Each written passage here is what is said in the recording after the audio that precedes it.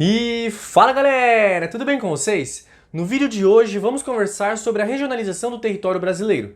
Então assim, a região ela é uma porção espacial e que alguns aspectos, algumas características, como por exemplo as características naturais, sociais, econômicas, culturais e históricas, elas acabam sendo semelhantes, formando por exemplo uma unidade. Então esse conjunto de características acabam formando uma região. Esse conceito de região ele pode ser definido de várias formas e é sobre isso que vamos discutir aqui nessa aula, tá legal? Então, bora pra aula. Então, o conceito de região ele foi definido de maneiras diferentes ao longo da história.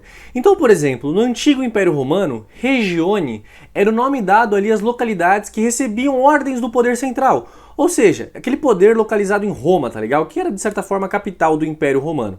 Um dos motivos de estabelecer regiões é a necessidade dos governos centrais em organizar e também planejar ali as suas ações sobre um território que muitas vezes é gigantesco, que acaba ficando um pouco mais fácil quando é separado em algumas regiões. Então regionalizar é dividir o espaço geográfico com base em algumas características comuns, como por exemplo socioeconômicas, históricas, naturais ou uma mistura de todas elas, como eu comentei no início do vídeo com vocês.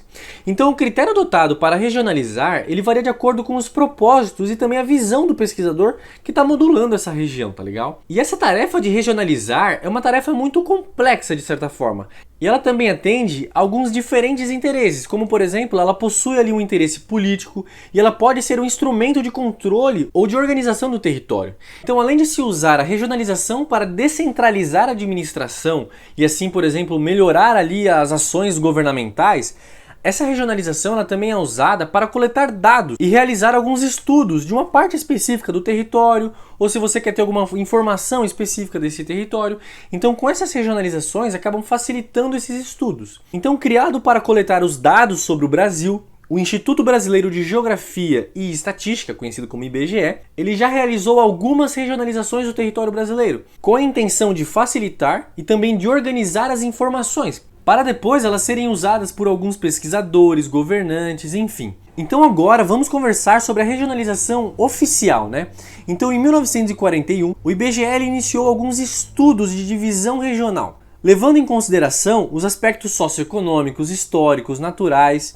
Então, da década de 1940 até hoje, foram apresentadas diferentes regionalizações. E essas regionalizações, elas foram adaptadas às modificações socioespaciais brasileiras. Então, por exemplo, a regionalização oficial atual do IBGE, proposta ali em 1969, ela respeita os limites dos estados brasileiros, para facilitar alguns estudos estatísticos. Então, ela junta ali as 5 grandes regiões, conhecidas também como macro-regiões. E quais são essas macro-regiões, né? É a região Norte, Nordeste, Centro-Oeste, Sudeste e Sul. Então, para finalizar, eu queria comentar com vocês uma última coisa.